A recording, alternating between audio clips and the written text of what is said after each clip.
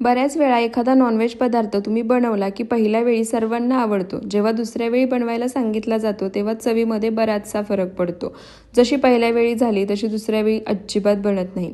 पण आता तसं अजिबात होणार नाही. ते का, ते मी तुम्हाला पुढे सांगेनच. पण सर्वात आधी या ठिकाणी आपण एक वाटण तयार करून घेऊया.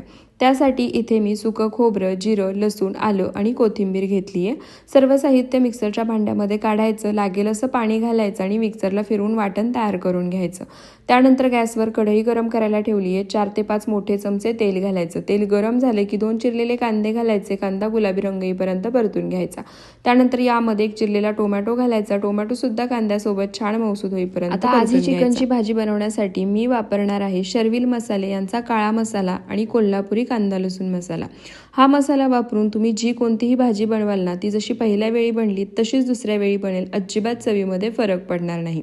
1 चमचा यामध्ये काळा मसाला, 1 चमचा कांदा लसूण मसाला घालायचा, अर्धा चमचा हळद घालायची, थोडंसं पाणी घालून मसाला तेल सुटेपर्यंत परतून घ्यायचा. त्यानंतर तयार वाटण घालायचं. ते सुद्धा कच्चेपणा जाईपर्यंत तेल सुटेपर्यंत परतून घ्यायचं. त्यानंतर अर्धा किलो चिकन स्वच्छ धुवून घेतले ते सुद्धा घालायचं. मसाल्यासोबत मिक्स करून 2 ते 3 मिनिटं परतून घ्यायचं. चिकन सोबतच मी यामध्ये चवीनुसार मीठ घातलं होतं. झाकण ठेवून एक 8 ते 9 मिनिटं मंद आचेवर हे चिकन आपल्याला पाणी न घालता वाफवून घ्यायचंय. त्यानंतर 2 ते 2.5 ग्लास इतकं पाणी घालायचं. चिकन मसाला पाण्यासोबत मिक्स करायचा आणि अर्धवट झाकण ठेवून मीडियम टू लो फ्लेमवर हे चिकन आपल्याला शिजवून घ्यायचं आहे.